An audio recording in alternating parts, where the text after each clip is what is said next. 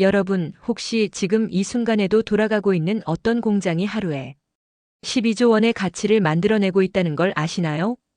그런데 이 공장이 처음 만들어질 때는 전 세계가 절대 불가능하다고 했었습니다. 심지어 미친 짓이라고까지 말했죠.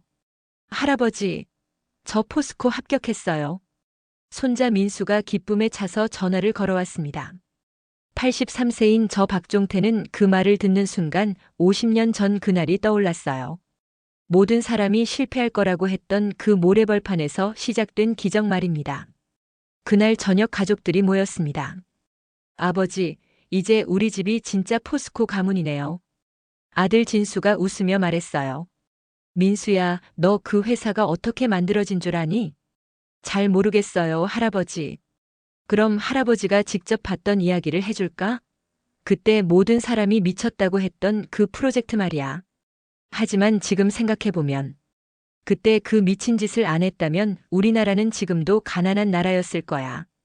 저는 손자를 바라보며 말했습니다. 지금부터 들려줄 이야기는 정말 믿기 어려울 거야. 한 사람의 꿈이 어떻게 나라 전체를 바꿨는지, 절대 불가능하다던 일이 어떻게 기적이 됐는지. 준비됐니? 민수가 눈을 반짝이며 고개를 끄덕였어요. 자, 그럼 온 세상이 반대한 그 미친 프로젝트 이야기를 시작해볼까? 때는 1958년부터야. 그때 우리나라가 얼마나 가난했는지 상상이나 되니? 보리밥도 제대로 못 먹던 시절이었어. 민수가 놀라며 물었습니다. 그런데 어떻게 큰 공장을 만들 생각을 했어요? 바로 박정희 대통령 때문이야. 1965년에 미국 피츠버그를 방문하신 거야. 거기서 뭘 보셨는 줄 아니? 박정희 대통령이 그곳에서 본 것은 상상을 초월하는 광경이었습니다. 끝없이 펼쳐진 거대한 제철소, 용광로에서 쏟아지는 붉은 쇳물, 수만 명의 노동자들이 철강을 만들어내는 모습 말이에요. 코퍼스 회사 포이 회장이 설명해줬어. 각하, 보시다시피 철강이야말로 모든 산업의 기초입니다. 자동차도 배도 건물도 모두 철이 있어야 만들 수 있어요. 그때 박정희 대통령이 깨달으신 거야. 아, 이것이 바로 산업의 쌀이구나. 철강 없이는 절대 공업화할 수 없겠구나. 돌아오는 비행기에서 박정희 대통령은 다짐하셨어요. 우리나라도 반드시 종합제철소를 만들어야겠다. 하지만 현실은 참혹했어. 당시 우리나라 1인당 국민소득이 90달러도 안 됐거든. 제철소 하나 짓는 돈이면 나라 예산의 반이 넘었어. 그래도 박정희 대통령은 포기하지 않았습니다. 이미 마음속에 조국 근대화의 청사진을 그려놓고 계셨거든요. 경부 고속도로로 물류망을 깔고 포항제철로 철강을 자급하고 그 철강으로 자동차와 배를 만드는 거대한 계획 말이에요. 그런데 문제가 터졌어. 온 세상이 반대하기 시작한 거야. 민수가 의아해했어요. 왜요? 좋은 일인데요. 당시 사람들 입장에서 생각해봐라. 농사로 겨우 먹고 사는 나라에서 철강 공장을 만든다고. 완전히 미친 소리로 들렸을 거야. 가장 큰 반대는 세계은행에서 나왔습니다. 국제부흥개발은행 IBRD의 영국인 담당자 자페 박사가 단호하게 말했거든요. 한국은 아직 시기상조입니다. 기술도 없고 자본도 없고 시장도 없어요. 실패할 게 뻔한 사업에 돈을 댈 수는 없습니다. 일본은 더 노골적이었어요. 한국 정도 경제 규모라면 5만 톤급 소규모 공장이면 충분할 겁니다. 대형 제철소는 꿈도 꾸지 마세요. 국내 전문가들도 마찬가지였어요. 그 막대한 돈으로 농업 기반 시설을 만들거나 경공업 공장을 여러 개 짓는 게 훨씬 현실적입니다.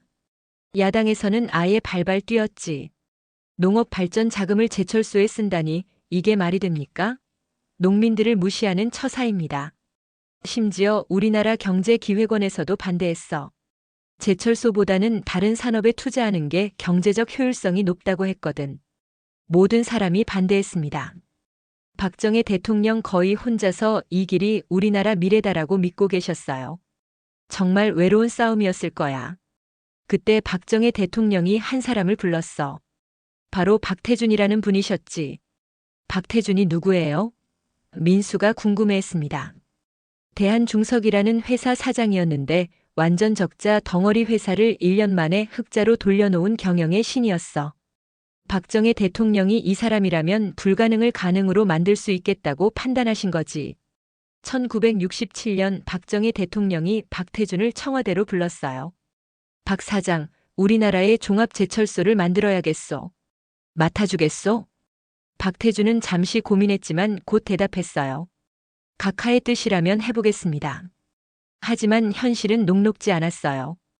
외국 차관을 얻기 위해 KISA라는 국제제철차관단을 만들었는데 여기서 진짜 절망적인 일이 벌어진 거야.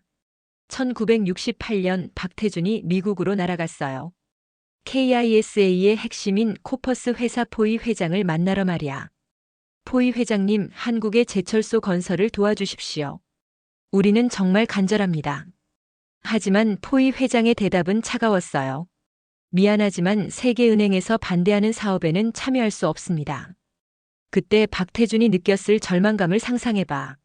나라의 운명이 걸린 일인데 문을 닫아버린 거잖아. 박태준 사장이 얼마나 좌절했는지 몰라. 심지어 포항제철 청산까지 검토할 정도였어. 부하 직원에게 혹시 모르니까 회사 정리 방안도 준비해둬라고 할 정도였거든. 하지만 기적이 일어났어. 박태준 사장이 하와이에서 돌아오는 길에 번뜩 떠올린 아이디어가 있었거든. 민수가 눈을 반짝였어요. 무슨 아이디어요? 대일 청구권 자금이야. 일제강점기 배상금으로 일본이 우리나라에 주기로 한 그 돈 말이야. 그걸 제철소 건설에 쓰자는 거였지. 하지만 엄청난 문제가 있었어요. 그 돈은 이미 농수산업 발전에 쓰기로 한일 양국이 합의한 자금이었거든요. 박태준이 박정희 대통령을 찾아갔어요. 각하, 농업 자금을 제철소 건설에 전용하면 어떨까요? 이게 마지막 기회입니다. 박정희 대통령은 고민도 안 하고 즉시 결단했어요. 좋소. 그렇게 하시오. 농업도 중요하지만 공업화가 더 시급하오. 하지만 이게 끝이 아니었어. 국회 설득은 물론이고 일본 정부의 동의를 받아야 했거든. 일본이 승인해줘야만 자금 용도를 바꿀 수 있었어. 박태준은 일본으로 날아가서 정재계 인사들을 직접 만났어요. 밤낮을 가리지 않고 설득 작전에 나선 거지. 신일본 제철 이나야마 회장님, 한국의 산업화는 일본에게도 도움이 될 겁니다. 철강 수요가 늘어나면 일본 기업들에게도 큰 기회가 될 테니까요. 일본 철강업계 대표들을 하나씩 설득해 나갔어요. 야와타제철, 후지제철, 일본 강관 모든 회사를 다 돌았지. 마침내 1969년 8월 28일 한일 양국 정부가 합의서에 서명했어요. 일본이 포항제철 건설을 지원하겠다고 공식 발표한 거야. 그때 박태준 사장이 얼마나 기뻤는지 몰라. 몇 번의 생사기로를 넘기고 드디어 길이 열린 거잖아. 하지만 진짜 지옥은 그때부터 시작됐어. 1970년 4월 1일 포항제철 기공식을 했는데 할아버지도 그 현장에 있었거든. 민수가 놀랐어요. 할아버지가 직접 봤다고요? 그럼. 25살 청년이 그 역사적 현장에 서 있었지. 박정희 대통령께서 직접 첫 삽을 뜨시는 걸 눈앞에서 봤어. 하지만 현실은 정말 혹독했어요. 포항 영일만은 그야말로 아무것도 없는 황량한 모래벌판이었거든요. 바람이 불면 모래가 휘날려서 앞이 안 보일 정도였어. 박태준 사장이 전 직원을 모아놓고 이렇게 말했어요. 여러분, 이 자금은 우리 선조들의 피의 대가입니다. 일제강점기 우리 민족이 흘린 피와 눈물의 대가로 받은 돈이에요. 만약 이 사업에 실패한다면 우리 모두 영일만 바다에 빠져 죽어서 조상들께 죄를 갚아야 합니다. 얼마나 비장한 각오였겠어요. 절대 실패할 수 없는 일이었거든. 공사가 시작되자 상상도 못한 어려움들이 쏟아졌어요. 여름에는 40도를 넘나드는 찌는 듯한 더위, 겨울에는 매서운 바닷바람이 뼈를 애는 추위. 모래바람이 하도 심해서 도시락을 먹다가도 모래가 들어갈 정도였어. 더 큰 문제는 정치적 압력이었어. 설비 구매할 때마다 국회의원들이 찾아와서 특정 업체를 써달라고 로비를 하는 거야. 그때 박정희 대통령이 박태준에게 특별한 권한을 주셨어요. 직접 친필로 써준 문서였는데 사람들이 종이 마패라고 불렀지. 설비 선정에 관해서는 박태준 사장에게 전권을 위임한다. 누구도 간섭하지 말라. 이 한 장의 종이 덕분에 박태준은 정치적 압력 없이 세계 최고의 설비를 구매할 수 있었어요. 만약 이게 없었다면 부실한 설비로 실패했을 거야. 39개월간의 돌관 공사 끝에 드디어 1973년 6월 9일 절대 잊을 수 없는 날이 왔어. 민수가 숨을 죽이며 들었어요. 우리나라 최초의 용광로에서 첫 쇳물이 나오는 날이었지. 할아버지도 그 현장에 있었어. 그날 아침부터 긴장감이 돌았어요. 수천 명의 직원들이 숨죽이며 지켜보는 가운데 오전 10시 정각에 용광로에 불이 붙었어요. 몇 시간이 지나고 드디어 그 순간이 왔습니다. 콸콸콸. 붉은 쇳물이 용광로에서 쏟아져 나오기 시작한 거예요. 와! 수천 명의 직원들이 일제히 환성을 질렀어요. 박태준 사장은 눈물을 흘리며 소리쳤어요. 해냈다. 우리가 해냈어. 대한민국이 해냈다. 할아버지도 그 자리에서 울었어요. 정말 감격스러웠거든. 모든 사람이 불가능하다고 했던 일을 우리가 해낸 거야. 박정희 대통령도 급히 현장으로 오셨어요. 오늘은 우리나라 산업사의 길이 남을 날입니다. 이제 우리도 당당한 철강 자립국이 되었습니다. 1973년 7월 3일 정식 준공식이 열렸어요. 광화문 사거리에 대형 아치가 세워졌고 전국이 축제 분위기였지. 포항에서 서울까지 특별 열차가 운행됐고 기념 우표까지 발행됐어. 연간 103만 톤 규모의 종합 제철소가 완성된 거야. 철광석에서 완제품까지 모든 과정을 다 할 수 있는 우리나라 최초의 일관 제철소였어. 그때 외국 전문가들이 뭐라고 했는지 아니? 세계 제철 사상 최단 기간에 이룩한 기적이라고 했어. 세계가 불가능하다고 했던 일을 우리가 해낸 거였어. 민수가 감동받은 표정으로 물었어요. 할아버지, 그럼 지금 포스코가 얼마나 커진 거예요? 그걸 들으면 정말 놀랄 거야. 너 들어갈 그 회사가 지금 1년에 75조 원을 벌어들여. 우리나라 돈으로 말이야. 민수가 눈을 동그랗게 떴어요. 75조요? 맞아. 그리고 수출만 15조 원이야. 나라의 외화를 가져다 주는 거지. 우리나라 전체 GDP의 4%를 포스코가 담당하고 있어. 진수 아빠가 덧붙였어요. 그리고 직접 고용이 2만 명 협력업체까지 합치면 전국에서 20만 명이 포스코 덕분에 먹고 살고 있어. 세계에서 몇 등인지 아니? 조강 생산량 세계 6위야. 연간 4,200만 톤을 만들어내고 있어. 1973년에 103만 톤 만들던 것이 지금은 40배가 넘게 커진 거지. 민수가 놀라며 말했어요. 정말 어마어마하네요.